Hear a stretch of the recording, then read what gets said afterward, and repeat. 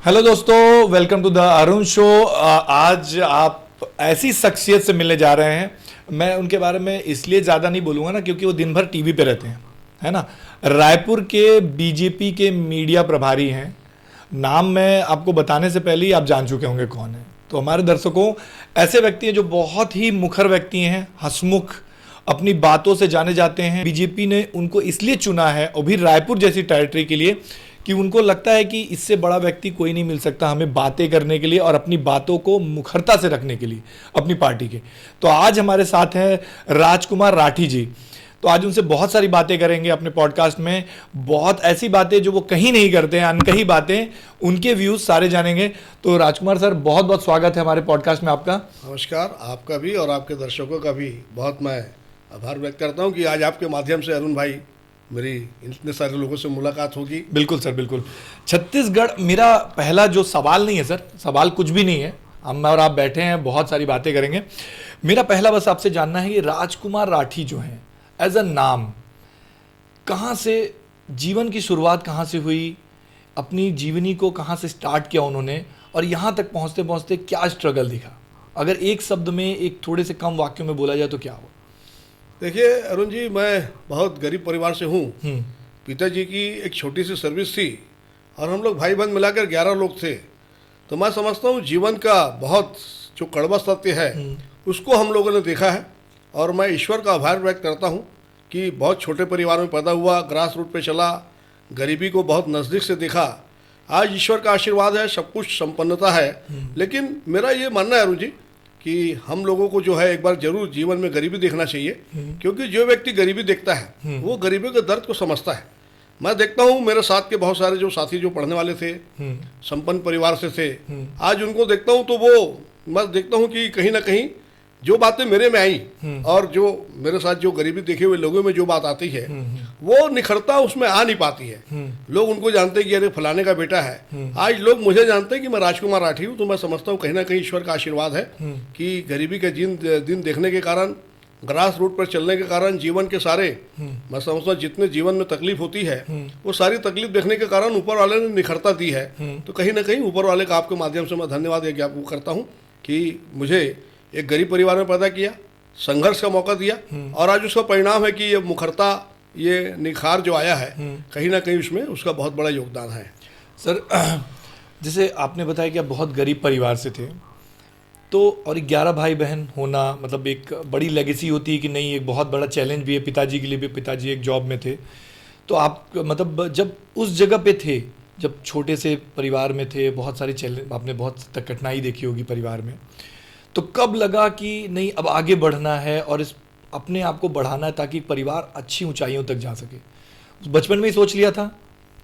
देखिए अरुण जी, मैं जैसा जैसा होश संभाला, जीवन को समझने लगा, तो परिवार में बात होती थी कि ये लड़का कुछ करेगा। हमारे पिताजी को लगता था कि ये जो मेरा छोटा बेटा है, पूरे परिवार में सबसे छोटा हूँ मैं। अच्छा। तो पापा को लगता था कि ये कुछ करेगा। अच्छा। और नाम देखिए आप मेरा राजकुमार, तो नाम तो ऊपर वाले ने। मैं एक चीज़ बताऊंगा अरुण जी आपको। पापा मेरे जब एडमिशन के लिए लेके गए, उस समय प्राइमरी स्कूल जो है मतलब हिंदी मीडियम हुआ करता था, इंग्लिश मीडियम बहुत कम होता था हमारे समय में। तो उसमें नियम था कि ऐसा कान को पकड़ के और ऐसा छुआते थे। अच्छा। जब कान को आदमी छूता था तब एडमिशन लेते थे। अच्छा, इसका कारण क्या था? इसका कारण ये था कि बच्चा 5 साल से छोटा बच्चा स्कूल ना आए। अच्छा। उस समय ये मेंटेलिटी रहती थी। अच्छा, तो उल्टे कान से पकड़ना, वो 5 साल का हो गया। हाँ हाँ। तो पापा लेके गए। हाँ। और क्योंकि मेरे बड़े भाई लोगों का एडमिशन वहाँ पे था, प्राचार्य से उनका अच्छा परिचय था, तो वो लेके गए। तो बोले यार राठी जी, ये तो नहीं आ रहा है, ये बच्चा छोटा है। तो पापा बोले कि नहीं, इसकी पढ़ने में दिलचस्पी है और मैं चाहता हूँ कि इसका जल्दी एडमिशन हो जाए। तो थोड़ा सा डेट ऑफ बर्थ में भी फर्क करके उन्होंने मेरा एडमिशन कराया। अच्छा। ये बात नहीं बोलना चाहिए लेकिन मैं बोल रहा हूँ। थोड़ा सा बड़ा दिखाकर मेरे को उन्होंने एडमिशन तो मतलब पहले ये होता था ना? हाँ, तो ये होता था, सही हाँ, बात है कि क्योंकि बर्थ सर्टिफिकेट होता नहीं था। हाँ। पापा जो मम्मी मदर फादर जो लिखवाते थे उसी को स्कूल एक्सेप्ट करता था। उस समय कोई डेट ऑफ बर्थ का जो आजकल जो हॉस्पिटल से प्रमाण पत्र मिलता है या नगर निगम से मिलता है, उस समय नहीं मिलता था। तो जो घर वाले लिखाते थे वो तिथि फाइनल हो जाती थी। तो उसके कारण कम उम्र का होने के बाद भी मेरे टैलेंट को देखते हुए हेडमास्टर ने एडमिशन किया। पापा की भी इच्छा थी कि ये बच्चा जल्दी पढ़े, तो जल्दी एडमिशन हुआ मेरा। तो जब पढ़ाई के स्कूल में मजा आता था सर? मजा बहुत आता था अरुण भाई। जब मेरा पढ़ने में इंटरेस्ट देखकर टीचर लोग बोलते थे कि यार राठी जी आपका ये जो बेटा है, हाँ। इसकी जो लगन है ये जीवन में कुछ करेगा। हाँ। मतलब वो टीचर लोग बहुत प्रमोट करते थे।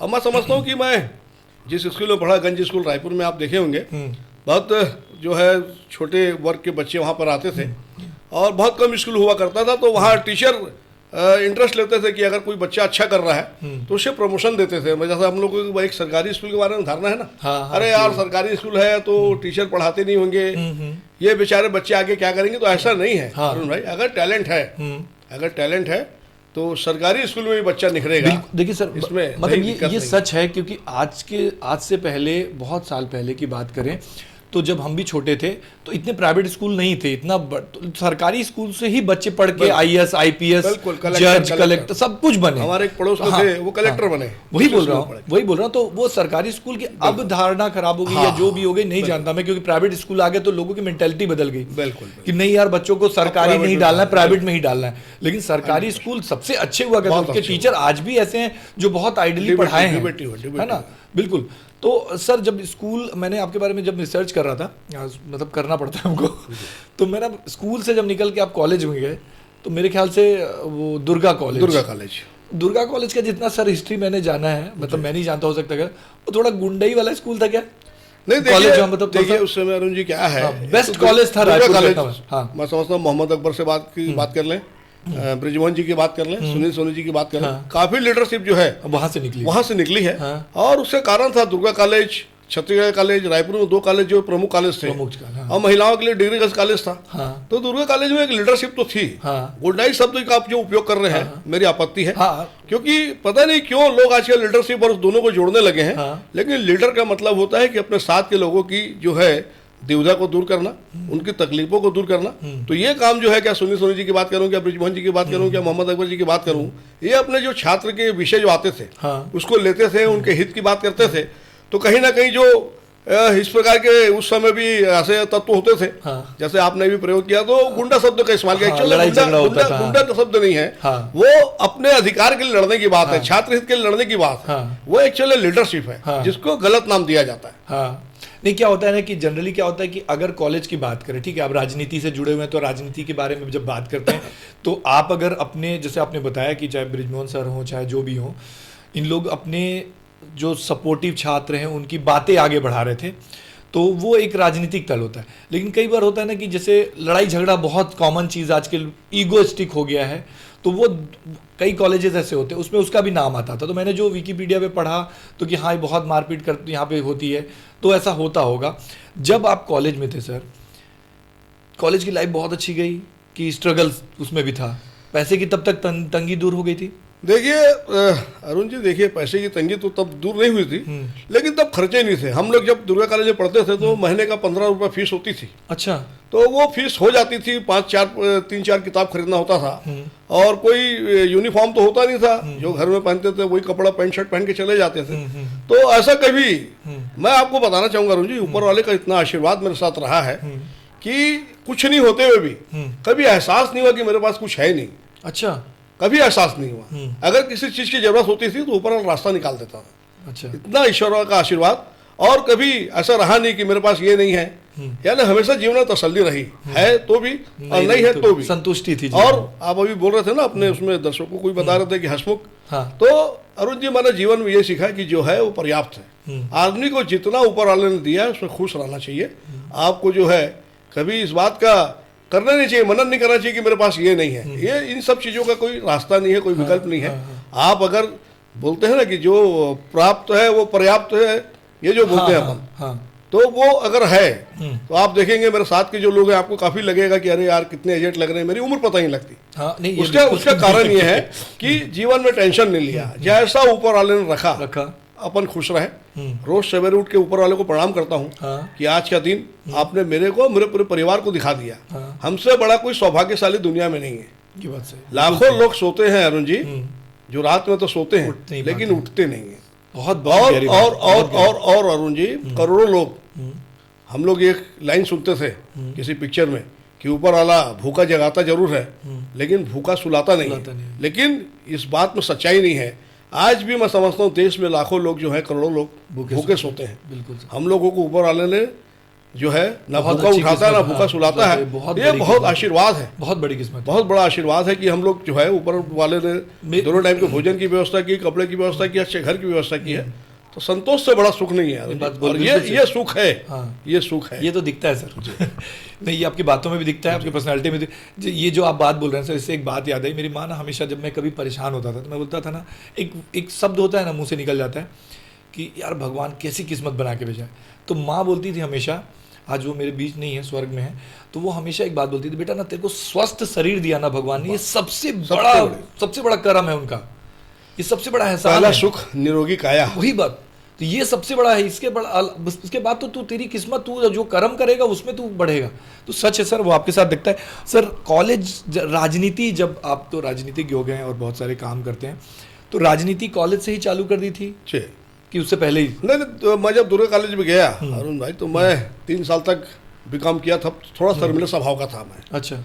जब बीकॉम करके निकला तो मैंने सीए करना है करके सीए की जो है इंस्टीट्यूट ज्वाइन की। मैं एमकॉम में एडमिशन लेने गया अरुण भाई, तो थोड़ा सा मेरे को ठीक नहीं लगा कि यार साला मैं कॉलेज में 3 साल पढ़ा हूँ, लोग मेरे को जानते नहीं हैं। अच्छा। तब मैं बिल्कुल शांत स्वभाव का था, लोगों से कम बातचीत करता था, रिजर्व स्वभाव का था। तो मैं बोला नहीं, अब ये पूरा कॉलेज जाना चाहिए, पूरा रायपुर जाना चाहिए कि राजकुमार राठी है। अच्छा। मैं एमकॉम में एडमिशन लिया और लोगों से मिलना जुलना चालू किया। चुनाव होता था तो हम लोग एक एक लोगों से परिचय करते थे। तो मैं एमकॉम फाइनल में 2 साल का कोर्स होता है, प्रीवियस और फाइनल, फर्स्ट ईयर नहीं होता है। फाइनल में मैं यूआर का चुनाव लड़ा और मेरे बड़े भैया ने बहुत मेहनत किया, बैनर पोस्टर पैम्पलेट से पूरे शहर को जो है पाट दिया। अच्छा। अरे लोग बोले भाई तू विधानसभा का चुनाव लड़ रहा है क्या? ये दुर्गा कॉलेज का चुनाव है।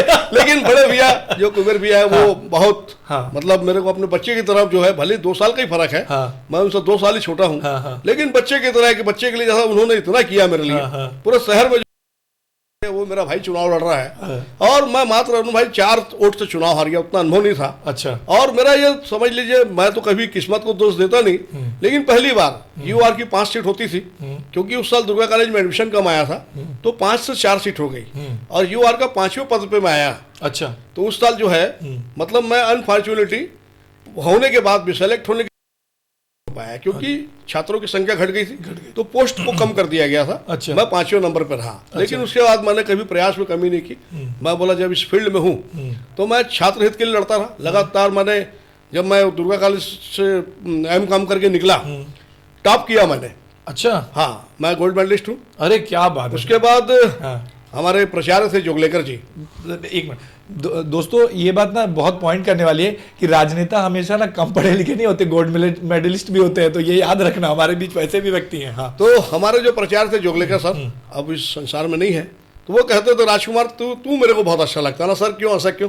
तो बोले यार तू ना पहला स्टूडेंट है जो क्लास में भी सवाल करता है और स्टूडेंट यूनियन की मीटिंग में भी सवाल करता है। मेरे को बहुत अच्छा लगता है, मेरे को बहुत लाइक करते थे, बहुत गाइड करते थे। फिर उन्होंने मेरे को डीबीएम में भी बोला तू 1 साल और रहे। जब मैं फाइनल करके निकलने लगा तो बोले नहीं तू 1 साल रहे, मैं चाहता मेरे को डीबीएम में एडमिशन दिलवाया, मैंने 1 साल का और कोर्स किया और उसमें फिर तो मेरिट में आया। हाँ। क्या बात है, मतलब जाने नहीं देना चाहते थे आपको। अच्छा, और बताना जोगर भाई, जब मैं एमकॉम में मेरिट में आया उसी साल ये नियम लागू हो गया कि अब जो है मेरिट बेसिस पे जो है छात्र संघ अध्यक्ष बनेंगे। ये फाइनल हो गया। तो मेरा जो है डीबीएम में फिर ये हुआ कि राजकुमार को अध्यक्ष बना देते हैं। लेकिन वो क्योंकि डिप्लोमा कोर्स था तो बोले वो 5 साल के अंदर होना चाहिए, तो ये 6वें साल पे है और ये डिप्लोमा कोर्स है और अध्यक्ष जो है डिग्री वाले को बनाना है। तो शताब्दी पांडे पहले अर्चना थानवी लिखती थी। अच्छा। फिर वो हमारे एडमिशन लेके आई थी, तो फिर उसको अध्यक्ष बनाया गया। अभी हमारे भारतीय जनता पार्टी में प्रदेश प्रवक्ता है। अच्छा, वो अध्यक्ष बनी। अच्छा सर, राजनीति जब ज्वाइन किए तो लगा था कि ये अच्छी जगह है कि नहीं? तो मतलब किसी स्वार्थ तो आपने ज्वाइन नहीं किया था। बहुत सारे, जैसे आप बताए कि लोगों के लिए लड़ना है, जो आप सोशल वर्किंग कर रहे थे, तो जब राजनीति में आए तो राजनीति को कहा जाता है बहुत गंदी जगह है कई बार, क्योंकि हम देखते हैं कि लोग बहुत अलग प्रोफेशन में अपने बच्चों को डाल देते हैं, लेकिन राजनीति में हर आदमी सोचता है कि देश को सुधारना है, देश को कुछ बनाना, लेकिन देश बनाने के लिए वो आगे अग्रसर नहीं होते, क्योंकि राजनीति एक ऐसी जगह है जिससे वो चीज़ को बहुत ईजिली किया जा सकता है। तो जब आप राजनीति में बड़े भैया का, आपने बताया बड़े भैया का पूरा सपोर्ट था, तो तो कहीं शुरू में जब आप हार गए, जब पहले आपने बताया 5वें नंबर, तो लगा मन में कि नहीं यार कहीं गलत जगह जा रहा हूँ? नहीं अरुण भाई, मैं ऐसा देखता था कि जैसे आप बोले राजनीति को अच्छा नहीं मानते लोग, हाँ और मैं तो बोलता हूँ दलदल है, हाँ लेकिन इस दलदल को साफ करने की जवाबदारी कहीं ना कहीं हम लोगों की है। बिल्कुल। अरुण भाई देखिए आज चुनाव में क्या हो रहा है, जब अच्छे लोग नहीं जाते वोट डालने तो गलत व्यक्ति चुन के आता है। बिल्कुल, अगर अच्छे लोग चुनने जाएंगे तो निश्चित रूप से हमारा जो जनप्रतिनिधि होगा ना वो अच्छा व्यक्ति अच्छा ही व्यक्ति होगा। आज जब से आप देखेंगे नरेंद्र मोदी जी प्रधानमंत्री बने हैं, लगातार लोगों में जागरूकता आ रही। पहले होता यह था कि अच्छा आदमी वोट देने नहीं जाता कि मेरे एक वोट से क्या होगा। तो अगर राजनीति के दलदल को साफ करना है तो हमको और आपको आगे आना पड़ेगा जी। विषय ये होता है अरुण जी कि हम लोग ये सोचते हैं कि शहीद भगत सिंह जिनको फांसी हुई थी जी, वो अच्छा काम करता है लेकिन बगल के पड़ोसी के घर में पैदा हो। हाँ, ये जो हम ये लोगों बात की सही है। मेंटेलिटी है ना, ये ये सही बहुत गलत मेंटेलिटी है। कहीं ना कहीं हम लोग चाहते हैं कि सब कुछ अच्छा हो लेकिन हमारे घर से शुरुआत ना हो, तो अपने घर से शुरुआत करनी पड़ेगी कहीं ना कहीं इस दलदल को साफ करने के लिए। आज नरेंद्र मोदी जैसा व्यक्तित्व आप देखिए कि 19-19 घंटे जो आदमी देश के लिए काम कर रहा है। एक बच्ची जब उनसे पूछती है कि आप इतनी उम्र में 19 घंटे काम करते हैं, आपको थकावट नहीं लगती? एक 5 साल की बच्ची मोदी जी से किसी इंटरव्यू में सवाल करती है, तो मोदी जी बच्ची से पूछते हैं, बेटा जब तू 5 साल की है अपने 2 साल के भाई को तू सेकंड फ्लोर में लेके जाती है तो तेरे को थकावट होती है क्या? अच्छा। तो बच्ची बोले नहीं। बोले क्यों? बोले मेरा भाई है। तो मोदी जी बोले बेटा वैसे ही 140 करोड़ के जो देश की आबादी है वो मेरा परिवार है। अच्छा, तो अपने परिवार के लिए काम करने में थकावट कैसी? सही बात। तो एक व्यक्ति देश की चिंता कर रहा है, देश के लिए सोच रहा है। आज देख लीजिए, मैं समझता हूँ 10 और 11 पिछले 24 में चुनाव हुआ था, अभी 26 लग रहा, लगभग 2 साल हो गए हैं और 10 साल पहले लगभग 12 साल की सरकार है। एक व्यक्ति काजल की कोठरी में रहकर बेदाग है, इससे बड़ा क्या हो सकता है? शुरू से बीजेपी में से सर कि नहीं, मैं पहले कांग्रेस में था। कांग्रेस में थे कितने साल रहे सर? मैं कांग्रेस में समझ लीजिए 2006 से मैं एक्टिव हुआ, हाँ। और 2013 तक था। अच्छा, मैंने 7 देखा सालों का सफर। कांग्रेस जो है हाँ। एक जाति विशेष की बात करती है। अच्छा, अरुण भाई अगर कोई राजनीतिक दल है और इतना बड़ा राजनीतिक दल जिसके समझ लो देश की आजाद कराने में, देश के आजाद कराने में कांग्रेस की बहुत बड़ी भूमिका रही। हाँ। वो पार्टी वो कोई बदल नहीं सकता सर। हाँ, वो जो पार्टी है वो जब इस तरह की बात करने लगी कि देश के संसाधन पर, आप देखिए 2004 से 14 तक मनमोहन सिंह जी प्रधानमंत्री रहे, उनका एक बड़ा बयान मेरे को बहुत दुख हुआ। देश के प्रधानमंत्री पद पर बैठा हुआ व्यक्ति जो पूरे देश का राजा होता है और राजा के लिए प्रजा बराबर होती है, उन्होंने कहा कि देश के संसाधनों पर पहला अधिकार अल्पसंख्यक समुदाय का है। ये इस प्रकार की बातें नहीं होना चाहिए। नहीं सर, देश के संसाधनों पर सबका अधिकार है और राजा के लिए प्रजा बराबर होती है, किस जाति किस संप्रदाय का है ये नहीं होना चाहिए। तो मुझे कांग्रेस की ये सब बातें ठीक नहीं लगी। और कांग्रेस में जिस प्रकार से बता रहा हूँ भाई, आज बैठक होती है कांग्रेस की, आप देखेंगे आपस में मारपीट नहीं करते। पहले की कांग्रेस और अब की कांग्रेस में क्या अंतर है सर? मैं वही बता रहा हूँ। कांग्रेस में आज आप देखेंगे, मैं छत्तीसगढ़ की बात करता हूँ। हाँ, छत्तीसगढ़। आप देखेंगे चरणदास महंत जी का अलग गुट, भूपेश बघेल जी का अलग गुट, अच्छा, दीपक बैज जी का अलग गुट, अच्छा, टीएस सिंहदेव जी का अलग गुट, कई टुकड़े टुकड़े में कांग्रेस। अच्छा, और इनकी बैठक हो, आपस में एक दूसरे का सिर नहीं फोड़ते, आपस में एक दूसरे से मारपीट नहीं करते। तो छत्तीसगढ़ की जनता को पता नहीं चलता कांग्रेस की बैठक हो रही है। अच्छा, तो कहाँ जा रही है कांग्रेस? कहाँ जा रही है बताइए? जो कांग्रेस लगातार 60 से 65 साल देश में राज की, आज वो जात पात की बात करती है क्योंकि उसके पास कोई विकास की विषय नहीं, कोई विजन नहीं था। अगर विकास की बात करती तो कांग्रेस आज कहीं और होती। इन्होंने भाई से भाई को लड़ाने का काम किया, जातिवाद की राजनीति की। अरे आप जिस मुस्लिम समुदाय की बात करते हैं, मैं विषय पे आता हूँ, आज मुस्लिम समुदाय कहाँ है? आप देखेंगे कि अधिकांश मुस्लिम समुदाय जो है आपको पढ़ा लिखा नहीं मिलेगा। तो कांग्रेस ने उनके विकास के लिए क्या किया? बात होना चाहिए शिक्षा की, बात होना चाहिए स्वास्थ्य की, बात होना चाहिए रोजगार की। इस पे कांग्रेस बात नहीं करती। कांग्रेस इस पे बात नहीं करती। कांग्रेस जो है एक जाति विशेष के संतुष्टिकरण की बात करती है। और आज पूरा देश समझ गया है कि कांग्रेस अब लगभग समाप्ति की ओर है। और महात्मा जी गांधी जी ने कहा था, अरुण भाई अगर आपने पढ़ा होगा, जब देश आजाद हो गया तो महात्मा गांधी जी ने कहा था कि कांग्रेस को अब समाप्त कर देना चाहिए। अच्छा। उन्होंने इस बात की को सौजन्य रूप से कहा था कि अब कांग्रेस की जरूरत नहीं है, कांग्रेस को समाप्त कर देना चाहिए। लेकिन महात्मा गांधी जी की बात नहीं मानेंगे, ये काम देश के प्रधानमंत्री नरेंद्र मोदी जी करेंगे। अच्छा, देश जो है धीरे धीरे आप देखेंगे कांग्रेस से जो है मुक्त हो जाएगा। सर आप 2006 से 2014 तक कांग्रेस में 13 तक कांग्रेस में थे, 7 सालों का आपने सफर किया। अब की जो कांग्रेस है, मैं कांग्रेस की इसलिए बात उठा रहा हूँ क्योंकि आप थे उसमें, कांग्रेस को ऐसा क्या करना चाहिए? आप बोल रहे हैं विलुप्त हो जाएगी कांग्रेस, खत्म हो जाएगी, ठीक है, लेकिन छत्तीसगढ़ कांग्रेस को ऐसा आपकी अगर आप सलाह देना चाहें, क्योंकि क्षति भी हुई थी कांग्रेस में, एक बहुत बड़ी जो झीरम घाटी का कांड हुआ था उसकी वजह से बहुत कांग्रेस टूट भी गई, और ये शायद आपके रहते हुए हुआ था सर? हाँ, है ना, तब आप उसमें थे शायद, है ना कांग्रेस? ये कब की, 8 या 9 कब की? ये जून 13 की घटना 13 की ही हाँ, घटना थी। हाँ। तो उसके बाद जब आप उसमें थे तब आपने कांग्रेस को बहुत नज़दीकी से देखा, उसकी आइडियोलॉजी से आप थे। कांग्रेस जब नहीं है आज आपकी डेट में, और 7 सालों के बाद 2013 के बाद 2026 चल रहा है, मतलब 13 साल का अंतराल आप बीजेपी में है। अब क्या लगता है कि कांग्रेस को अगर आप एक सलाह देना चाहें तो क्या देना चाहिए कि एक राजनीतिक दल के नाते और एक बोलते हैं ना कि एक स्पोर्ट्समैन स्पिरिट के नाते, आप एक भी राजनीतिक दल के व्यक्ति हैं, बहुत बड़े पोस्ट पे बैठे हैं, तो आप क्या सलाह देंगे कि आपको क्या करना चाहिए कि आप एक जैसे आप बोल रहे हैं कि बहुत ज़्यादा फैल गई है और बहुत सर फुटअव्वल वाला काम होता है, तो वो क्या करें कि वो सही हो जाए?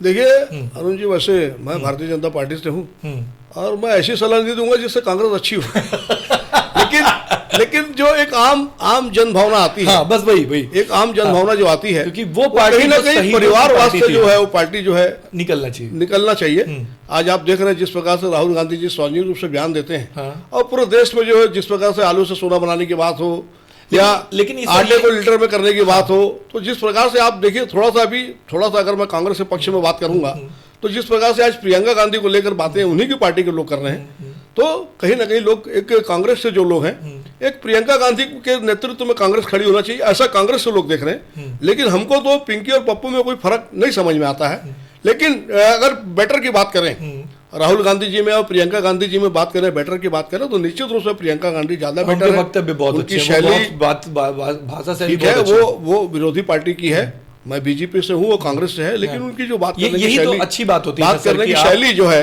वो अच्छी लगती है, जिस हम्म। प्रकार से वो विषय को रखती है, ये होना चाहिए, ये मुखरता होना चाहिए। थोड़ा सा कहीं ना कहीं इंदिरा जी का जो गुण है वो प्रियंका जी में दिखता है।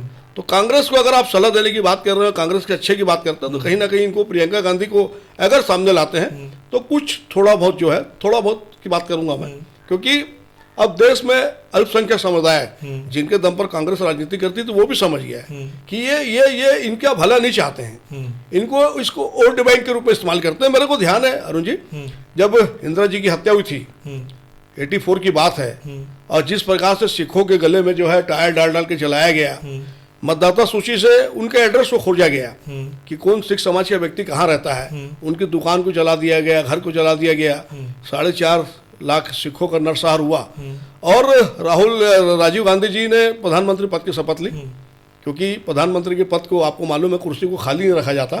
जिस दिन इंदिरा जी की हत्या हुई उसी दिन राजीव गांधी जी 12 बजने रात से पहले रोते हुए प्रधानमंत्री पद की शपथ लिया था उन्होंने। अच्छा। और उसके बाद उनका जो बयान आया कि जब कोई सिख नरसंहार के बारे में जब मीडिया के लोगों ने पूछा, उन्होंने बहुत गलत बात कही। उन्होंने कहा कि जब कोई बड़ा पेड़ गिरता है तो धरती में कंपन होता है। ये देश के प्रधानमंत्री को इस प्रकार की बातें नहीं करना चाहिए।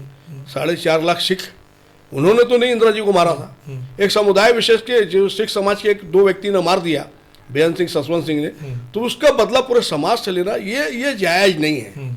जिस प्रकार से कांग्रेस से जो नेता थे अपने पेट्रोल पंप से पेट्रोल दे रहे थे, जिस प्रकार से मतदाता सूची से नाम निकाला जा रहा था और घर को खोजा जा रहा था, ये प्रधानमंत्री को शोभा नहीं देता।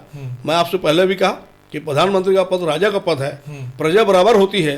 अगर सिख समाज के 2 व्यक्तियों ने गलती किया है, पूरे देश के सिख समाज को नहीं करना चाहिए, जो है हाँ, सजा देना ये उचित नहीं। किसी भी समाज की गलती, चाहे वो मुस्लिम हो, चाहे सिख हो, चाहे हिंदू हो, चाहे क्रिश्चियन हो, हर वर्ग में अच्छे और बुरे लोग होते हैं, सब समाज में। सर एक बात मैं आपसे बस बोलना चाहूंगा, एक जो आपने थोड़ी देर पहले बोला कि आलू से सोना निकालने वाला स्टेटमेंट, हाँ, ये जितना आप राहुल गांधी जी को इनको मतलब उनको एक कोट कर दिया गया, लेकिन ये शब्द कहीं ना कहीं नरेंद्र मोदी सर ने बोले थे शायद कहीं, तो उसको वो कोट कर रहे थे। ऐसा मैंने सोशल मीडिया पे भी देखा, और कांग्रेस ने भी इसको निकाल के बहुत सारी बाइट चलाई कि आलू से सोना निकलने वाली बात नरेंद्र मोदी जी ने की थी, और कांग्रेस के राहुल गांधी जी ने उसको कोट किया था कहीं, तो बीजेपी की IT सेल ने उसको क्लिप को काट करके उसको वायरल कर दिया। देखिए ऐसा तो कांग्रेस इस प्रकार की बात करती है, लेकिन आप देखेंगे ओवरऑल देखेंगे हाँ। तो राहुल गांधी जी को बहुत सारी चीज़ों का अनुभव नहीं है। मुझे लगता है कहीं ना कहीं वो मिलिट्री के बीच में रहे, जो हम लोग बच्चों को देखते हैं कि चीज़ों की जानकारी, वो राहुल जी को जीवन में प्रैक्टिकल जानकारी मेरे को लगता है कहीं ना कहीं कमी है। उनको ये नहीं मालूम कि आलू जो है जमीन में पैदा होता है, उनको ये नहीं मालूम कि आटे को जो है किलो में तोला जाता है, लीटर में नहीं तोला जाता। तो बहुत सारी चीज़ों की जानकारी का अभाव, जैसे आप देखते हैं कि हंसी मजाक में भी बात आती है कि कुछ किसान गए कि हमारी फसल खराब हो गई, तो उन्होंने कहा कि खुले में क्यों बोई थी।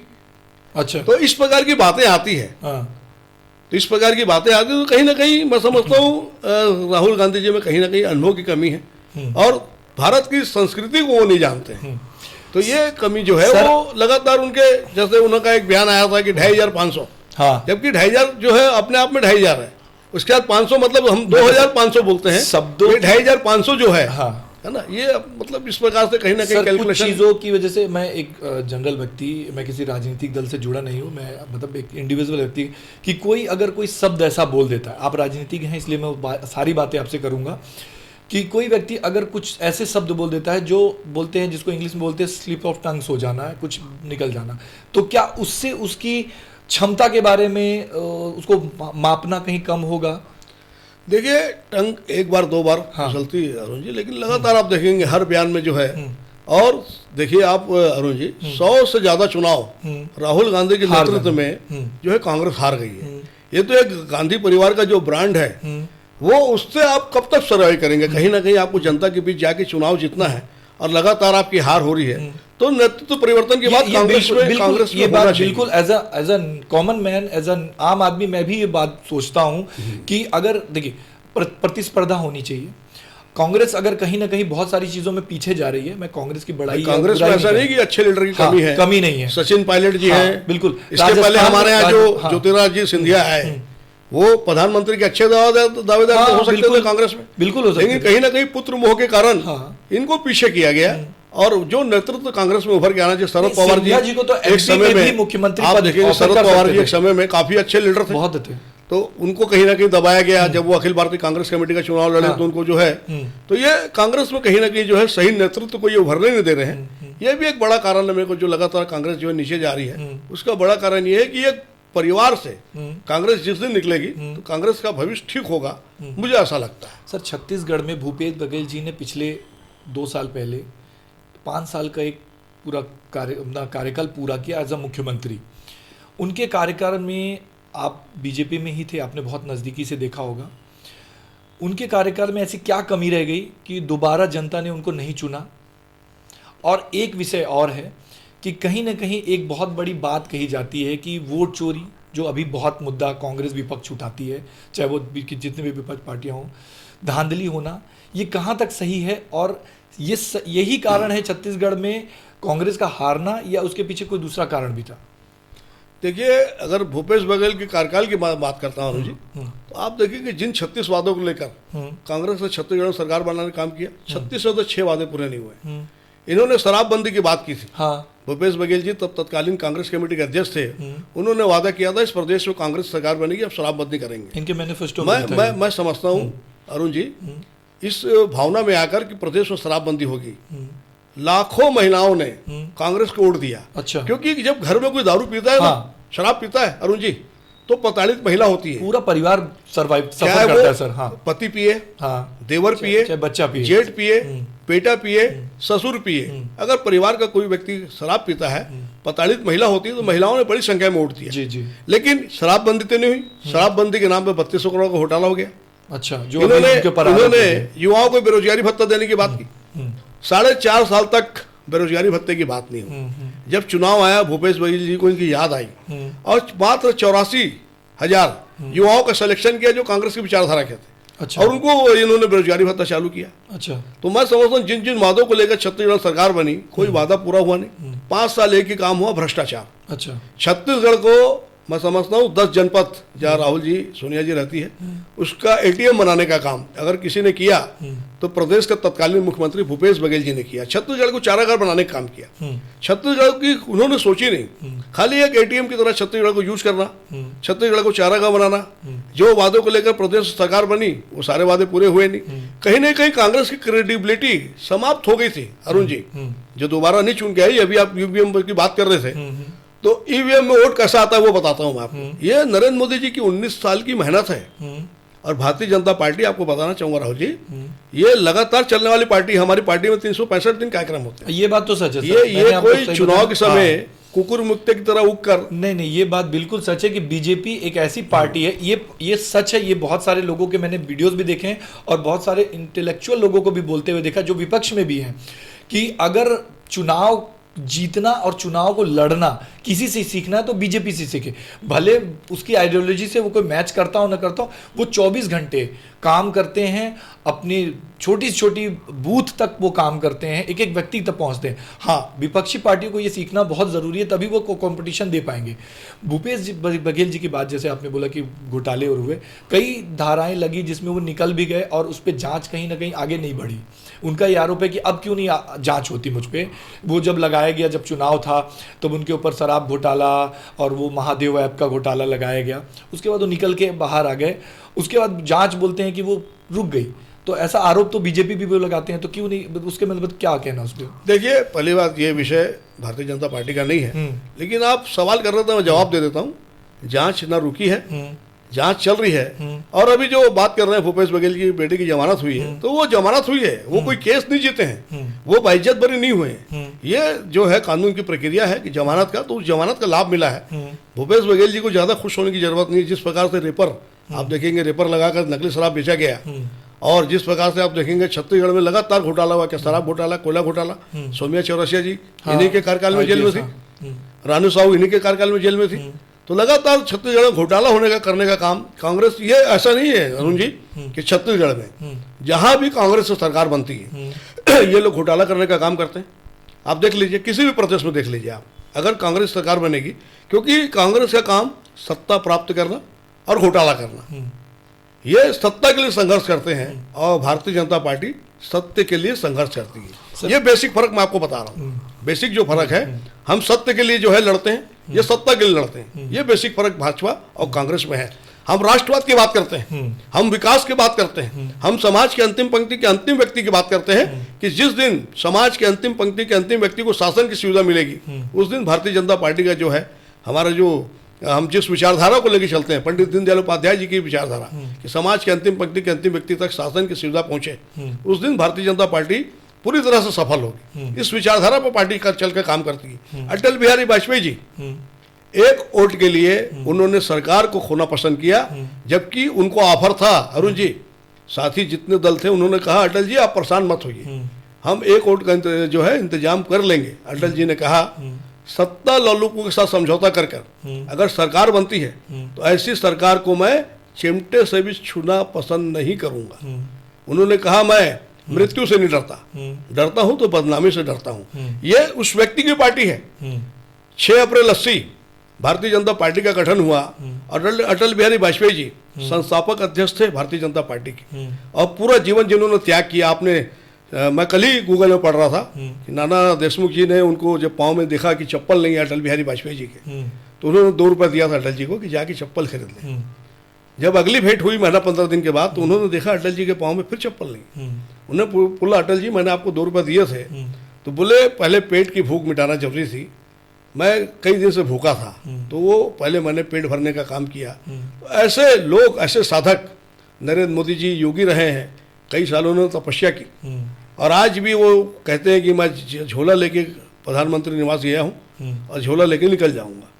एक भी बता दीजिए 12 साल में एक भी घोटाला बता दीजिए। भारतीय जनता पार्टी की 12 साल से इस देश में सरकार है, एक भी घोटाला बता दीजिए आप। सर कांग्रेस के मैं 10 साल के आपको 100 सैकड़ों घोटाले गिरा दूं। ठीक है सर, मैं इस बहस में तो नहीं पढ़ना चाहता, लेकिन कुछ तथ्यों से मैं बात करना चाहता हूँ। जैसे आपने बोला तो न्यूज़ में भी आता है, कई बार सीएजी की रिपोर्ट्स आती हैं बीजेपी शासित राज्यों में भी, चाहे वो छत्तीसगढ़ भी हो, बहुत सारे अभी रिपोर्ट्स आई थी, और एमपी में भी बहुत सीएजी की रिपोर्ट्स आई, अभी बिहार में भी आपकी मिलीजुली जो सरकार है उसमें साथ में ऐसे बहुत सारे, चाहे वो हिमाचल हो चाहे सीएजी की रिपोर्ट्स आती हैं, उसमें बहुत सारे घोटाले दिखते हैं। मतलब बात की जाती है कि ये पैसा कहाँ गया, लेकिन उनकी जांच नहीं होती। तो विपक्ष ये कहता है कि अपनी सरकार है, सेंट्रलाइज है, ईडी कहीं भी विपक्षी राज्यों के घर, जहाँ विपक्ष की सरकारें हैं उनके घर तो पहुंच जाती है, लेकिन जहाँ बीजेपी शासित राज्य हैं वहाँ पे अगर कोई भी आरोप लगता है तो वो क्यों नहीं पहुंचते वहाँ तक? देखिए, पहली बात तो अरुण जी, ईडी जो है स्वतंत्र एजेंसी है। अच्छा। ये भारतीय जनता पार्टी इसको नहीं चलाती है, ये देश की स्वतंत्र एजेंसी है। और जब तथ्य मिलते हैं, पर्याप्त सबूत के आधार पर ईडी जो है जांच करती है और उसके बाद जो है मामले को कोर्ट में पेश करती है। उसके बाद कोर्ट निर्णय लेता है कि इस मामले में क्या सही है क्या गलत है। ईडी का काम है, अगर शिकायत हुई है या पर्याप्त सबूत मिले हैं तो कार्रवाई करना और मामले को कोर्ट में पेश करना। उसके बाद माननीय न्यायालय निर्णय लेता है कि क्या सही है क्या गलत है। अगर इनको लगता है कि ये सही है, जो कांग्रेस के लोग आरोपी हैं जो जेल में है या कई लोग जेल में है, कई लोग बेल में है, तो उनको अगर लगता है, एक नेशनल हेराल्ड का मामले की मैं बात करता हूँ, जब आप बात कर रहे हैं, 5500 करोड़ का घोटाला है, उसमें राहुल गांधी जी का नाम है, सोनिया जी का नाम है। तो ये जो घोटाला है, आप देखेंगे कहीं ना कहीं से जो है गांधी परिवार इस घोटाले में आरोपी है। इनके खिलाफ जो है चार्जशीट फाइल हो रही है और ये कांग्रेस शासन में हुई है, ये कोई भारतीय जनता पार्टी की सरकार बनने के बाद नहीं। ये चार्जशीट जो फाइल हुई कांग्रेस के शासन में हुई है और दोनों माँ और बेटे जो है दोनों बेल में है। ये उसकी इसका जो जितना मैंने पढ़ा इस बारे में कि इसका जो आरोप लगाया था एक सुब्रमण्यम स्वामी जो बीजेपी के आपके सांसद है, बहुत कुछ आपके बीजेपी के बारे में भी, मोदी जी के बारे में भी बोलते रहते हैं वो, तो उन्होंने एक आरोप लगाया था और अभी सुप्रीम कोर्ट से मतलब सोनिया जी को भी और राहुल जी को भी इस बेल मिल गई और उसको खारिज किया गया कि आप किसी व्यक्ति विशेष के कहने पे एक केस नहीं दर्ज कर सकते, इसको आप इंडिविजुअली दर्ज कीजिए, एक पार्टी विशेष पे दर्ज करके फिर लेके आइए। तो शायद उसमें ईडी और जो भी संबंधित सीबीआई होगी ये सब जांच कर रही होगी। मेरा कहना है सर कि कांग्रेस बीजेपी बहुत सारे आरोप लगाती है कांग्रेस के ऊपर, वो सच भी साबित कई बार हो जाते हैं। और रही बात ईडी की, ईडी को आप कह रहे हैं कि एक स्वतंत्र संस्था है, लेकिन जैसे हमने देखा कि बिहार में 70 सीएजी की रिपोर्ट आई थी। आप बिहार के प्रभारी नहीं हैं, फिर भी मैं आप बीजेपी से जुड़े हुए हैं इसलिए पूछ रहा हूँ कि मेरा मकसद ये जानना है कि 70,000 करोड़ का एक सीएजी रिपोर्ट है कि उसकी कहीं उन्होंने पर्चा भी नहीं बताया कि ये कहाँ गए 70,000 करोड़, लेकिन सीएजी, ईडी या सीबीआई या कोई भी जांच एजेंसी वहाँ तक नहीं पहुँची उसके जाँच करने भी। तो ये कहीं ना कहीं दब जाती है उस राज्यों में जहाँ बीजेपी है। ये आरोप है जो भी विपक्षी दल पार्टियाँ हैं वो लगाती हैं। तो ये क्यों होता है कि हम उस जगह पे क्यों रुक जाती है बीजेपी या ईडी वहां क्यों नहीं पहुंच पाती? तो क्यों ना सोचा जाए कि ईडी या कोई भी जांच एजेंसी वो बीजेपी के अंडर काम करती है, क्योंकि बीजेपी के खिलाफ कोई भी जांच नहीं होती। तो ऐसा क्यों है सर? देखिए, ऐसा नहीं है। ये कांग्रेस जो है शुरू से भ्रम की राजनीति करती है। कांग्रेस का काम है भ्रम फैलाना, भाई को भाई से लड़ाना, जातिवाद की बात करना। अगर कहीं भी गलत होता है, कहीं भी गलत होता है तो ईडी कार्रवाई करती है। अभी आपको लग रहा है कि कार्रवाई नहीं हुई है, आप देखिएगा जैसे तथ्य मिलेंगे कार्रवाई होगी। ऐसा नहीं है। मैं आपसे फिर कह रहा हूं कि निर्वाचन आयोग की राहुल गांधी जी बात करते हैं। हाँ। देश में नेता प्रतिपक्ष इतने बड़े पद पर राहुल गांधी जी हैं और जब भी विदेश जाते हैं आप देखिएगा तो लगातार निर्वाचन आयोग पर सवाल उठाते हैं, सरकार पर सवाल उठाते हैं। आपको याद होगा राजीव गांधी जी प्रधानमंत्री थे और उन्होंने अटल जी को भेजा था घुटने का ऑपरेशन के लिए। ऑपरेशन के लिए तो सेकेंडरी है। हाँ। कि वहां जाकर भारत को रिप्रेजेंट करना है। नेता प्रतिपक्ष के रूप में हो गए, उन्होंने भारत के पक्ष को रखा। तो यही सर, इसी पे मेरा एक सवाल है सर, इसी पे मेरा एक सवाल है। मैं एक सवाल है, यही जो आपने बोला कि राजीव गांधी ने अटल बिहारी वाजपेयी उस समय प्रतिपक्ष थे और उन्होंने उनको भेजा कि आप जाइए हमारा पक्ष रखिए, इंडिया का पक्ष रखिए और सारी चीज़ों को बताइए कि इंडिया में क्या चल रहा है। लेकिन कांग्रेस का एक आरोप है कि नेता प्रतिपक्ष जो कि 30-35%, 25-30% जनता का या 60% जनता का प्रतिनिधित्व करता है, नेता प्रतिपक्ष, तो उसको विदेश में जाने से और विदेशी जो भी लोग आते हैं, विदेशी मेहमान आते हैं, चाहे विदेशी लोग हैं जो बड़े बड़े देशों के राष्ट्राध्यक्ष होते हैं या उनके एसोसिएट्स होते हैं, उनसे मिलने से रोका जाता है। ये आरोप अभी रिसेंट लगाया गया था। तो एक तरफ आप ही बोल रहे हैं कि कांग्रेस के लोग, राजीव गांधी जो थे उन्होंने वो भेजते थे बीजेपी के लोगों को, चाहे अटल जी से, स्वर्गीय अटल जी को, कि आप जाइए वहाँ पे हमारा पक्ष रखिए, और एक तरफ कांग्रेस आज की बीजेपी पे आरोप लगाती है कि वो किसी से मिलने देते हैं। तो क्यों है सर ऐसा? देखिए, पहली बात, यहाँ से अगर नेता प्रतिपक्ष जा रहे हैं तो ये बीजेपी तय नहीं करती उनको किनसे मिलना है किनसे नहीं मिलना है। लेकिन जब देश की बात आती है, अरुण जी, तो एक देश की अच्छी छवि को जो है नेता प्रतिपक्ष वो भी भारत के नागरिक हैं, वो भी इस देश का अन्न खाते हैं, उनको एक अच्छी छवि भारत के रखना चाहिए। तो वो जाके भारत की बुराई करते हैं। आज मैं अपने ही अगर इसको पैजामे को ऊपर करूंगा ना तो मुझे शर्म आना चाहिए कि अपनी जांग मैं दिखा रहा हूँ। तो ये हमारे देश का नेता प्रतिपक्ष, ये देश का दुर्भाग्य है।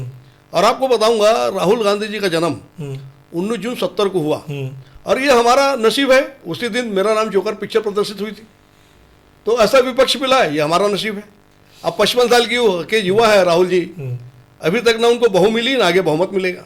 राठी सर, बीजेपी में जब आप 2013 में आए तब कांग्रेस से आए थे, तो पार्टी में आना और बीजेपी में आना, क्योंकि एक आइडियोलॉजी में बहुत डिफरेंस है कांग्रेस और बीजेपी में। जैसे हम बात कर रहे थे अभी कांग्रेस के बारे में और बीजेपी के बारे में, तो बीजेपी में आना उसकी विचारधारा से, क्योंकि बीजेपी एक हिंदुत्व की विचारधारा रखती है जो बहुत स्ट्रांगली रखती है, और कांग्रेस एक, जैसे आपने बताया कि एक दूसरी मतलब एक किसी विशेष जाति को लेकर के चलती है, जाति विशेष को लेकर चलती है। तो बीजेपी भी तो एक जाति विशेष, जैसे अगर हिंदुत्व की बात करें तो विशेष को लेकर चलती है। तो हिंदुत्व के साथ जुड़ना, क्योंकि आप हिंदुत्व से जुड़े थे पहले भी, और तो इस विचारधारा के साथ आने में और एडजस्ट होने में कितना टाइम लगा? देखिए अरुण जी, मैं क्योंकि हिंदुत्व की विचारधारा का था तो मैं तो यही समझा कि मैं अब सही जगह पर आ गया हूँ, सही प्लेटफॉर्म पे आ गया हूँ, इसलिए एडजस्ट होने का कोई विषय नहीं है। अब रही बात, मैं अगर इसको जोड़ता हूँ कि कोई पद प्रतिष्ठा की बात करते हैं अपन, तो मैं समझता हूँ भारतीय जनता पार्टी का कार्यकर्ता होना भी गर्व की बात है। अच्छा, जिस पार्टी के 12 से 18 करोड़ सदस्य हैं और विश्व की सबसे बड़ी पार्टी होने का गौरव जिस पार्टी को प्राप्त है, और जिस पार्टी के नेता नरेंद्र मोदी जी हैं, जिस पार्टी में अटल बिहारी वाजपेयी जैसा सिद्धांतवादी व्यक्ति रहा, जो पार्टी श्यामा प्रसाद मुखर्जी और दीनदयाल उपाध्याय जी की विचारधारा पर चलती है, उस पार्टी का मैं कार्यकर्ता हूँ। मेरे लिए यही गर्व की बात है।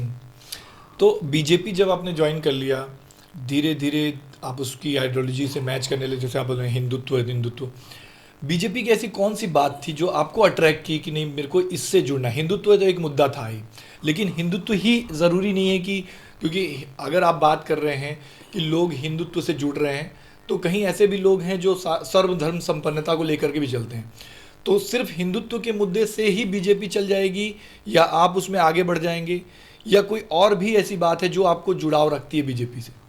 देखिए अरुण जी, भारतीय जनता पार्टी, इस पार्टी के शब्द देखिए आप, सबसे पहले भारत, फिर जनता, तीसरे नंबर पर पार्टी।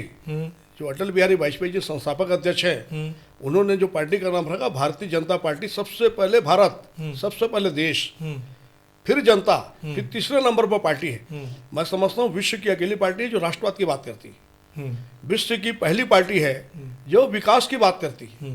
मैं समझता हूँ सबसे ज्यादा अगर कोई विकास की बात करती है, राष्ट्रवाद की बात करती है, तो वो भारतीय जनता पार्टी समाज के अंतिम व्यक्ति के, अंतिम पंक्ति के अंतिम व्यक्ति की चिंता करती है कि उसको शासन की सुविधा मिल जाए, उसके घर से अंधेरे को मिटाकर उजाला किया जाए। तो ये पार्टी की जो आइडियोलॉजी है, और मैं आपको बता रहा था अटल बिहारी वाजपेयी जी के बारे में कि इस व्यक्ति ने कभी सिद्धांत से समझौता नहीं किया।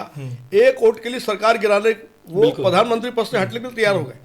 उनकी तारीफ तो विपक्ष भी करता है सर, नो डाउट। उनकी तारीफ, उनकी बातों की, उनकी आइडियोलॉजी की तारीफ विपक्ष भी करता है। लेकिन अगर विपक्ष की बात की जाए तो वो ऐसा बोलता है कि 2014 के बाद की जो बीजेपी है वो एक अलग ही बीजेपी बन के रह गई, जिसमें किसी तरह का कोई मतलब आइडियोलॉजी नहीं है। सिर्फ एक विशेष व्यक्ति, 2 विशेष व्यक्ति पार्टी को पूरा कंट्रोल करके रखते हैं। और जैसे बोला जाता है कि छत्तीसगढ़ में भी, चाहे राजस्थान हो, चाहे एमपी में हो, चाहे अभी दिल्ली में हो या जहाँ भी हो, ये जितने भी सीएम बनाए जाते हैं ये पर्ची के सीएम बनाए जाते हैं, जिनकी कोई अपनी छवि नहीं होती। तो as a Vishnudeo Sai sir जो हैं, जो सीएम हैं छत्तीसगढ़ के, उनकी आप उनके साथ काम करते हैं, उनके साथ मिलते हैं, उनकी विशेषताएं क्या हैं? वो छत्तीसगढ़ को किस विजन से देखते हैं सर? देखिए, मैं समझता हूँ विष्णुदेव साय सर जी जो है एक सहज है, सरल है, और बहुत, मैं समझता हूँ इतना सरल व्यक्ति आप मिलेंगे ना अरुण जी, आपको लगेगा नहीं कि एक मुख्यमंत्री के साथ आप बैठे, एक मुख्यमंत्री से बात कर रहे हैं। अच्छा। इतना सरल व्यक्ति, मैंने और भी छत्तीसगढ़ में मुख्यमंत्री रहे हैं, हमारे डॉक्टर साहब भी 15 साल रहे, और बहुत शांत स्वभाव के। आप अगर 2 घंटा बैठे तो डॉक्टर साहब बात ही नहीं करते, तो ऐसे रिजोर्ट नेचर के, लेकिन काम आप 15 साल में देखिए छत्तीसगढ़ को कहाँ लेके गए। आज मैं रायपुर की बात करता हूँ, मैं रायपुर की बात करता हूँ। आज under bridge, over bridge, flyover, expressway, canal linking road, ये भारतीय जनता पार्टी की और डॉक्टर रमन सिंह की सरकार की देन है। किसी ने सोचा था? आज शहर का आधा ट्रैफिक जो है आप देखेंगे एक्सप्रेसवे से जा रहा है, आधा ट्रैफिक कैनाल लिंकिंग रोड से जा रहा है। ये भारतीय जनता पार्टी की सोच है। मैं आपको बात बताता हूँ अरुण जी, जब 2000 में छत्तीसगढ़ राज्य बना, विधायक यादव थे, कांग्रेस सरकार बनी, अजीत जोगी मुख्यमंत्री बने। 3 साल तक छत्तीसगढ़ में क्या हुआ आप गूगल में सर्च करिए। लगातार छत्तीसगढ़ के लोग पलायन कर रहे थे। अच्छा। और वो जाते थे, महाराष्ट्र जाते थे, उड़ीसा जाते थे, दिल्ली जाते थे, कश्मीर जाते थे, और उनको बंधक बनाने का काम होता था। अच्छा। बंधक बनाकर काम कराया जाता था, पैसा उनको देते ले दे के जो है भोजन करने जैसी व्यवस्था बनती थी। जब इस प्रदेश में पहली बार भारतीय जनता पार्टी की 2003 में सरकार बनी, डॉक्टर रमन सिंह जी मुख्यमंत्री बने, उन्होंने पहला काम, आपको याद होगा, पीडीएस सिस्टम, सार्वजनिक वितरण प्रणाली के माध्यम से 1 रुपये किलो, 2 रुपये किलो चावल योजना प्रारंभ की। तो उसके पीछे कहीं ना कहीं पलायन को रोकने का उनका जो सबसे पहला जो था कि छत्तीसगढ़ से पलायन रोकना चाहिए। मेरा कोई छत्तीसगढ़ी भाई भूखा है, पेट में अनाज नहीं है, उसके कारण पलायन कर रहा है, ये नहीं होना चाहिए। उन्होंने पलायन को रोकने काम किया। अजीत जोगी की सरकार में आप देखेंगे लगातार जो है पलायन हो रहा था, प्रदेश में कानून व्यवस्था खत्म हो गई थी, अपराधी जो है, पुलिस का जो है खौफ अपराधियों में होना चाहिए, तो पुलिस का खौफ आम जनता में था और अपराधी जो है सरेआम जो अपराध कर रहे थे। तो इसको रोकने का काम डॉक्टर रमन सिंह की भारतीय जनता पार्टी सरकार ने किया। एक विजन को लेकर काम किया। आप देखेंगे 1 बार, 2 बार, 3 बार एक सरकार अगर आती है ना अरुण जी, 5 साल के वादे को लेकर, और वादा पूरा नहीं होता तो दोबारा जनता चुनती नहीं कांग्रेस। बहुत स्पष्ट उदाहरण है। 2018 में सरकार बनी, 2023 में भूपेश बघेल जी पूरी टीम गायब हो गई। तो कहीं आपने वादा किया और वादा पूरा नहीं किया तो सरकार दोबारा रिपीट नहीं होती। आप झूठ बोलकर अरुण जी 1 बार सरकार बना सकते हैं। डॉक्टर रमन सिंह जी ने 3 बार सरकार बनाई, तो कहीं ना कहीं लोगों का विश्वास जीतने का काम किया कि भारतीय जनता पार्टी जो बोलती है वो करती है। कहीं ना कहीं क्रेडिबिलिटी की बात थी, एक भरोसा था कि इस प्रदेश और देश का कोई विकास कर सकता है तो भारतीय जनता पार्टी की सरकार है, और उस विश्वास को कायम किया। आज देखिए छत्तीसगढ़ में 4थी बार भारतीय जनता पार्टी सरकार बनी। एक आदिवासी समुदाय का व्यक्ति विष्णुदेव साय जी, मैं आपको बता रहा था, बहुत सरल स्वभाव के व्यक्ति है, बहुत सहज है, लगता नहीं कि मुख्यमंत्री हैं। तो आज उनको विजन को आप देखिए, लगातार वो जिस प्रकार से काम कर रहे हैं। मोदी जी की जिन जिन बातों को लेकर हमने सरकार बनाई, क्या मैं 21 क्विंटल धान की खरीदी की बात करूं 3100 रुपये में, क्या है महतारी वंदन योजना के माध्यम से 70 लाख, अरुण जी 10-5 लाख महिलाओं की बात नहीं कर रहा हूँ, 70 लाख महिलाओं को आर्थिक और सामाजिक रूप से सक्षम बनाने के लिए हमने बात की थी। इस प्रदेश में भारतीय जनता पार्टी सरकार बनेगी तो महिलाओं को जो है आर्थिक रूप से सक्षम बनाएंगे हम। महतारी वंदन योजना, भले किसी को तनख्वाह मिले नहीं मिले, 1 तारीख को महिलाओं के खाते में जो है पैसा चले जाता है। इसी बात पे मैं एक बात आपसे बोलना चाहता हूँ। महतारी वंदन योजना के बारे में छत्तीसगढ़ में एक बात कही जाती है, ये योजना एमपी से शुरू हुई और बीजेपी के लिए ये मास्टर स्ट्रोक योजना है, चाहे इंडिया में कहीं पे भी उसका बात की जाए।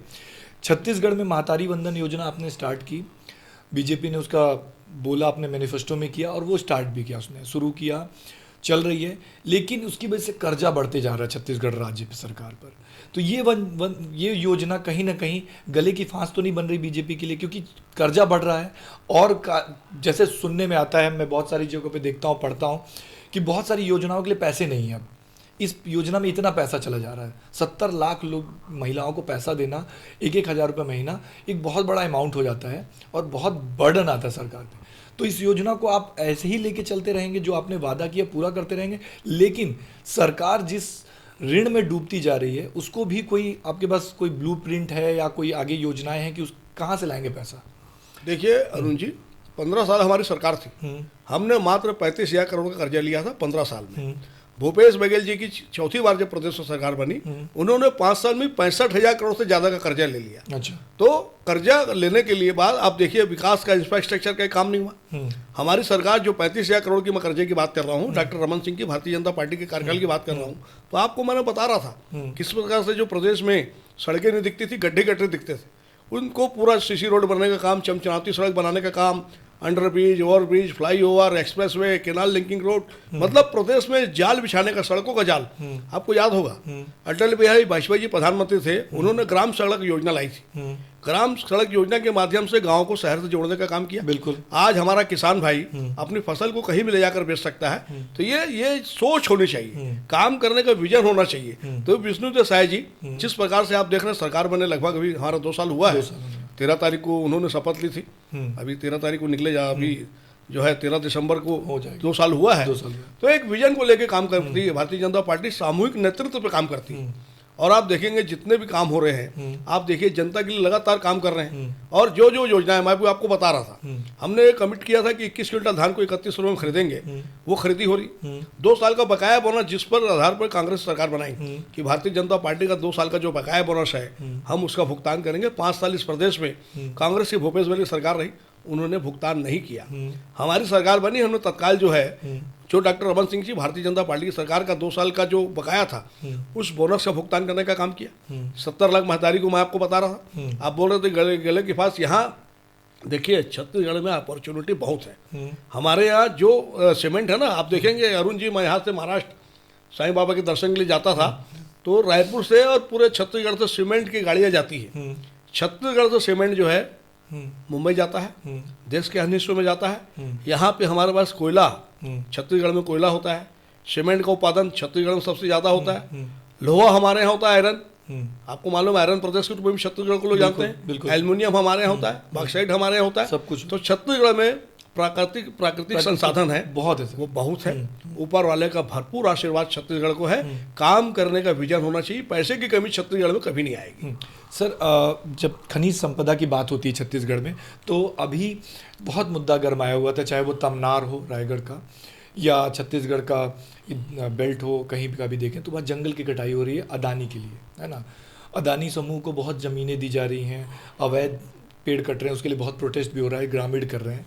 अलग अलग जगहों पे छत्तीसगढ़ के अलग अलग इलाकों पे हर जगह प्रोटेस्ट हो रहे हैं कि हमारे जंगल ज़मीन को, जो कि छत्तीसगढ़ जंगल ज़मीन की जो संपदा की बात कर रहे हैं हम, खनिज संपदा, जल जंगल ज़मीन छत्तीसगढ़ की एक सबसे बड़ी जो मतलब बोलते हैं कि शब्दावली हो या उसको जीने की बात हो, तो ये तीनों एक ही में मिक्स होकर के छत्तीसगढ़ बनता है।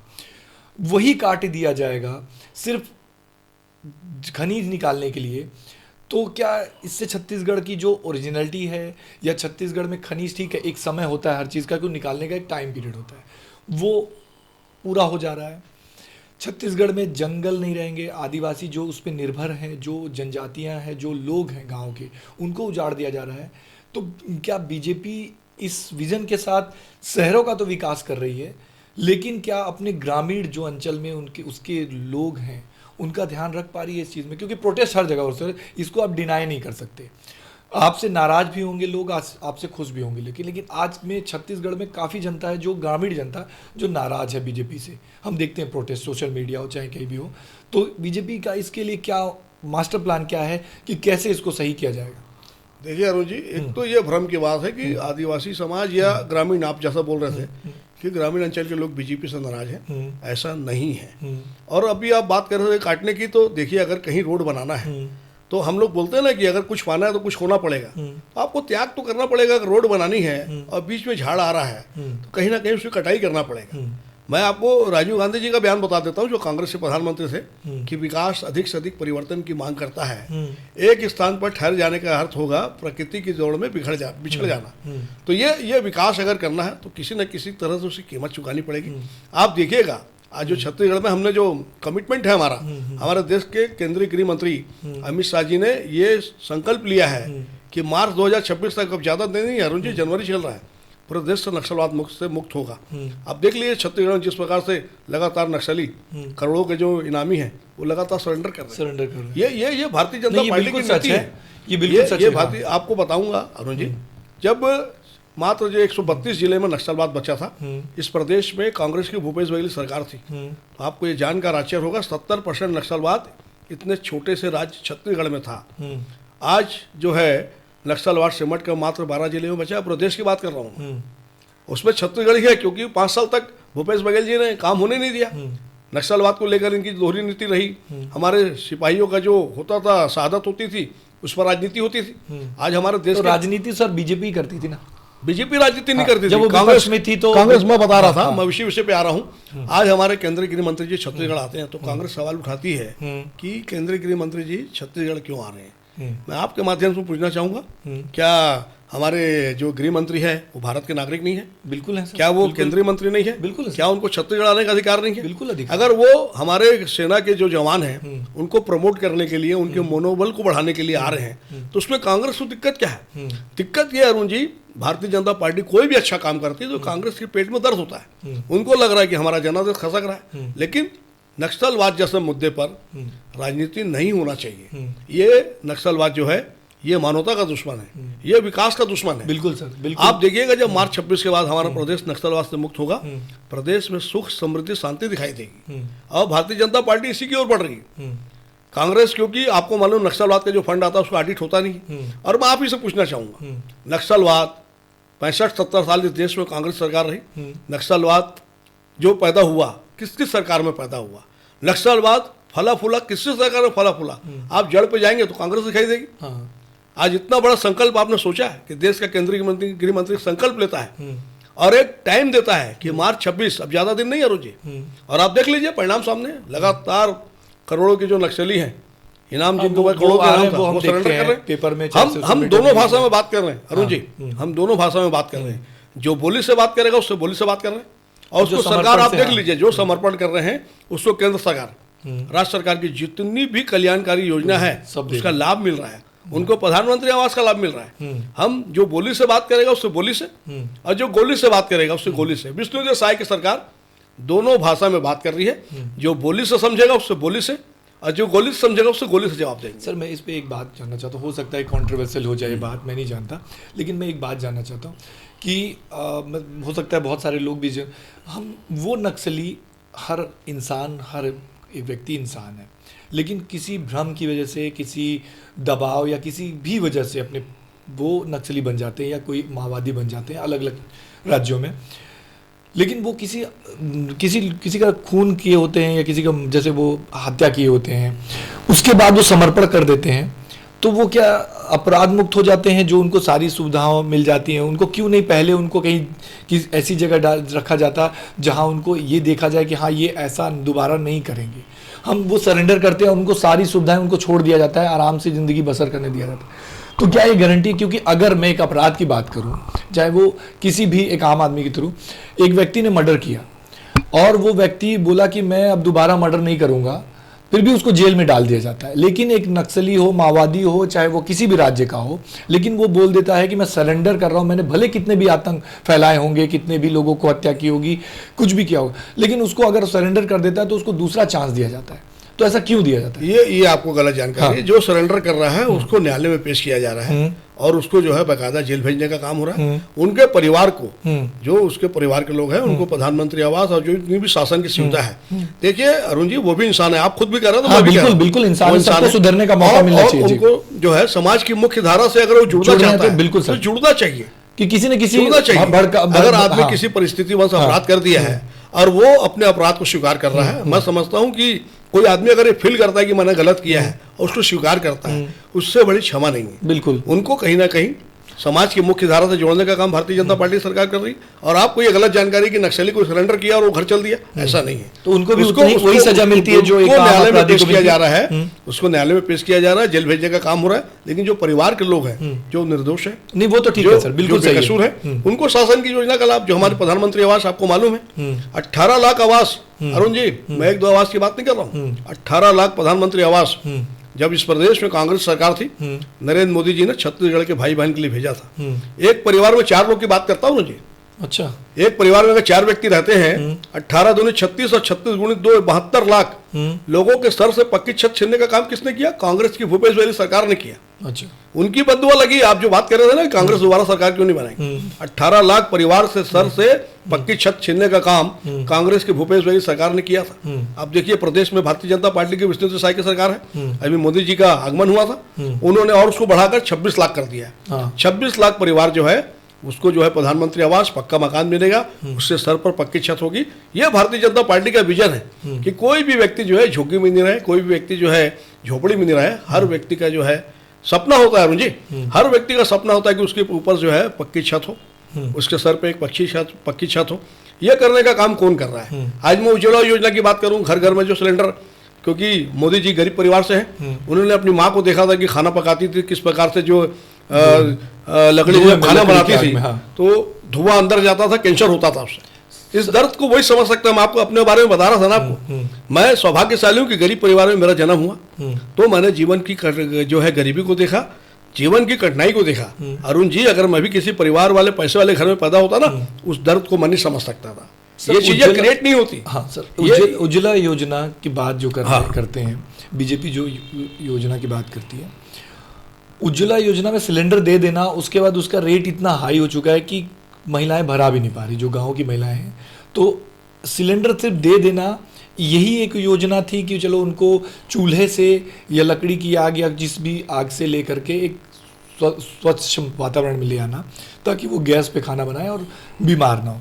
लेकिन इतना महंगा कर देना गैस, जो महंगाई गैस की बढ़ा दी गई है, रेट बढ़ गए हैं, तो उससे वो दोबारा उसको रिफिल भी नहीं कर पा रही। आप भी अगर सोशल मीडिया पे देखते होंगे तो बहुत सारी चीज़ें आती होंगी, गांव में जाते हैं तो मैं भी देखता हूं कि नहीं भरा पा रहे हैं, सिलेंडर साइड में रखा, फिर से वो चूल्हे की आग में भरा। तो उनके लिए कोई ऐसी योजना कि ठीक है, आप अगर पहले सब्सिडी थी, फिर सब्सिडी हटा दी गई, तो बीजेपी का ये काम बहुत अच्छा था कि उन्होंने लोगों को इससे जोड़ा। लेकिन उस योजना को इतना सुविधापूर्ण बनाना था, इतना सरल बनाना था, और इतना कीमतें इतनी कम रखनी थी उनके लिए। हो सकता है वर्ग डिसाइड नहीं कर सकती, लेकिन कि वो आम आदमी भी उसको खरीद करके कहीं ना कहीं उसको हमेशा भरा सकता। तो ये तो फिर हो नहीं पा रहा सर, तो ये योजना तो फ्लॉप हो गई कहीं ना कहीं। योजना फ्लॉप नहीं हुआ अरुण जी। मैं बताया ना, सरकार इस बात की चिंता कर रही है, महिलाओं को जो 1,000 रुपये खाते में दे रहे हैं, तो निश्चित रूप से उसके हाथ में पैसा रहेगा। क्या वो सिलेंडर सर, 1,000 का तो सिलेंडर ही आ रहा है सर, तो 1,000 में क्या क्या करेंगे? ये बता रहा हूँ मैं आपको। देखिए, उसको व्यवस्था जो है, आज लकड़ी भी तो फ्री में तो नहीं मिलती ना, कहीं ना कहीं लकड़ी भी खरीदना पड़ता था। उसका बेचारे जंगल से काट भी जाते हैं सर, क्या करेंगे? देखिए, हर आदमी के पास जंगल नहीं होता। हर आदमी, हर गांव में आप बोलेंगे कि जंगल से लकड़ी आती है, तो मैं इस बात को नहीं मानता। ये तो आप खाली सुदूर इलाके की बात कर रहे हैं, लेकिन लकड़ी खरीदना पड़ता है अरुण जी। और लकड़ी का क्या रेट है आप पूछ लीजिए। लकड़ी कोई सस्ती नहीं है, तो उसको भी हमको खरीदना पड़ता था, और उससे धुआं निकलता था, कैंसर होने की फेफड़े में जाता था, मैं मानता हूं, कैंसर होने की संभावना थी। सरकार जो व्यवहारिक दिक्कत आती है ना अरुण जी, उस पर विचार करती है। ऐसा नहीं है काम सब होगा, लेकिन क्योंकि 140 करोड़ की आबादी है अरुण जी, ये कोई 1-2 करोड़ का देश नहीं है, 140 करोड़ की आबादी है। जब भारतीय जनता प्लानिंग करती है ना अरुण जी, तो बिना किसी जाति धर्म भेद के जो है 140 करोड़ लोगों पर फोकस होता है कि 140 करोड़ लोगों को किस प्रकार से सरकार की सुविधा का लाभ मिले। तो लाभ मिलने में थोड़ी सी देरी हो सकती है, लेकिन आप देखिए, मैं उज्ज्वला योजना के अलावा अब मैं आपसे बात करता हूँ, जो हमारा जो एक चला था कि घर घर में शौचालय, हमारा जो चला था, आपको याद होगा, इंदिरा जी को एक बार फ्लाइट खराब होने के कारण, जहाज खराब होने के कारण ट्रेन से सफर करना पड़ा था। और इंदिरा जी ने देखा कि महिलाएं जो है किस प्रकार से ट्रैक के किनारे शौच कर रही थी। दूसरे दिन उनका बयान आया। ये भारत के लिए दुर्भाग्य का विषय है कि हमारे देश की महिलाएं जो है ट्रैक के किनारे शौचालय कर रही है। ये देश के लिए दुर्भाग्य का विषय है। उन्होंने किया कुछ नहीं, लेकिन स्वच्छ भारत अभियान के तहत मोदी जी ने घर घर में जो है आज जो है शौचालय बनाने का काम किया। आप याद करिए अरुण जी, पहले महिलाएं दिन में अगर शौच लगता था तो पेट पकड़ के बैठे रहती थी और शाम होने का इंतजार करती थी। आज घर घर में शौचालय है, तो ये चिंता हो रही है अरुण जी, ये चिंता हो रही है। और वो व्यक्ति चिंता कर रहा है जो एक गरीब परिवार से, गरीब माँ का बेटा। मोदी जी बोलते हैं, बोला ना कि कुछ चीजें, कुछ मतलब कुछ नहीं, बहुत सारी चीजें ऐसी हैं। मैं मोदी जी के बारे में बोल सकता हूँ, हमारे आदरणीय मोदी जी हैं, उन्होंने जो ये योजना लाई, ये भी बहुत अच्छी योजना थी। स्वच्छता मिशन के तहत ये योजना लाई गई थी, स्वच्छ भारत अभियान के तहत ये योजना बहुत अच्छी थी। लेकिन योजनाएं आती हैं, योजनाओं पे कितना इम्प्लीमेंट होता है, ये भी सबसे बड़ा मुद्दा रह जाता है। लोगों के पास मतलब बोला जाता है कि हाँ इतने शौचालय बन गए, इतने बन गए, लेकिन जब गाँव की स्थिति आप देखते हैं तो वो धरातल पे उतनी चीजें नहीं दिखती। तो बीजेपी मामले में मैं आपसे सहमत नहीं हो रहा हूँ। आप किसी भी गांव में चलिए, शाम को अगर किसी स्थान पर महिलाएं शौच करती है, मिल जाएगी। मैं सार्वजनिक जीवन में ये तो नहीं हुआ सर, मैं बोल रहा हूँ आप इम्प्लीमेंट की बात कर रहे हैं तो 100% इम्प्लीमेंट इसमें है। स्वच्छ भारत अभियान में खुद के पैसे से भी घर पे बनाया। आपने सोचा क्या कि कभी डीआरएम, कभी कलेक्टर झाड़ू लगाएगा? नहीं। आज कलेक्टर और डीआरएम झाड़ू लगा रहे हैं ना, तो ये मोदी जी का ही जो है, देश का प्रधानमंत्री जब झाड़ू लगा रहा है, देश का प्रधानमंत्री जब कचरा बीन रहा है, तो आप देखेंगे जो अधिकारी पहले नाक और सिकोड़ते थे, आज वो आपको झाड़ू लगाते मिलेंगे। हाँ, तो ये सोच एक दिन फोटो के लिए तो लगा लेते नहीं फोटो नहीं, मतलब झाड़ू पकड़ते थे क्या? हाँ, नहीं पकड़ते थे। फोटो की आप भी किसी विषय पे आ जाता हूं, करते हैं ये काम है कि आपके विषय पे आ जाता हूं। चलो फोटो की झाड़ू पकड़ते काम करते हैं, वो 2 अक्टूबर को झाड़ू पकड़ते तो है ना, डीआरएम झाड़ू पकड़ता है, कलेक्टर झाड़ू पकड़ता है, कमिश्नर झाड़ू पकड़ता है। ये छोटी बात है क्या? इतना बड़ा अधिकारी अगर झाड़ू पकड़े फोटो खिंचा रहा है? नहीं बिल्कुल सर। तो ये भी जो योजनाएं उन्होंने चालू की वो बिल्कुल सच है, समाज से जुड़ी हुई योजनाएं हैं जो धरातल पे होती हैं, लेकिन एक समय के विशेष के बाद वो योजनाएं कहीं ना कहीं रुक जाती हैं। आप बीजेपी से हैं, आप बीजेपी के बहुत मुखर व्यक्ति हैं रायपुर से। मैं बीजेपी को रायपुर में मतलब के मिशन के रूप में आगे आने वाले समय में बीजेपी ऐसा क्या करने वाली है, क्या योजनाएं लाने वाली है, और उसको आप अपने नज़रिए से कैसे देखते हैं? और चाहे वो सीएम सर हो, चाहे वो पीएम सर हो, नरेंद्र मोदी सर हो, उनका क्या मतलब विजन है छत्तीसगढ़ को लेकर के, वो क्या है सर दृष्टिकोण अभी आगे? देखिए, मैं अरुण जी पहले भी आपको बता चुका हूँ कि एक तो हमारा जो प्रदेश नक्सलवाद से ग्रसित था, आप देख रहे थे लगातार शहादत हो रही थी। हमारे अभिन्न मित्र थे एडिशनल एसपी आकाश राव, उनकी शहादत 9 जून को हुई थी, आपको याद होगा।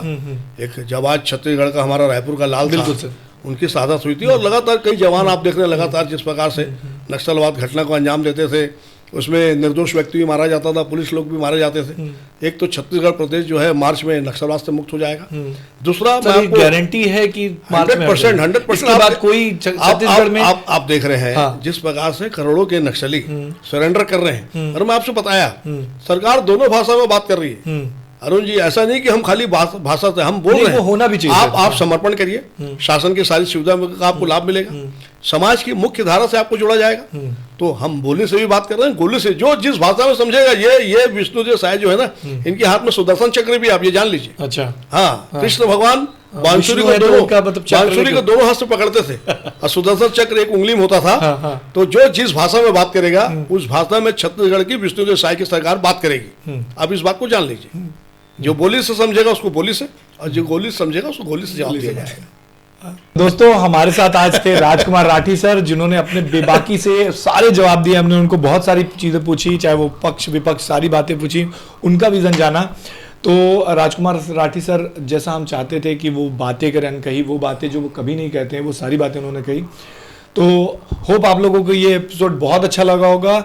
हम मिलते हैं नए एपिसोड में नए किसी गेस्ट के साथ। और अगर ये आपको ये मेरा पॉडकास्ट बहुत अच्छा लग रहा है तो प्लीज़ मेरे चैनल को सब्सक्राइब कीजिएगा, कमेंट कीजिएगा, और बेल आइकन को दबाना मत भूलिएगा, क्योंकि आपके सपोर्ट से, आपके ही सपोर्ट से हम आगे बढ़ सकते हैं। और जो भी आप चाहें वो कमेंट में लिख सकते हैं, हम उसका स्वागत करेंगे, उसको इम्प्रूव करेंगे। और जो गेस्ट आप बुलाना चाहें वो भी लिखें, हम उनको भी अप्रोच करेंगे कि वो आएँ और आपके सवालों का जवाब दें। अरुण जी का बहुत बहुत धन्यवाद, और मेरे को जितने दर्शक देख रहे हैं सबको सादर नमस्कार।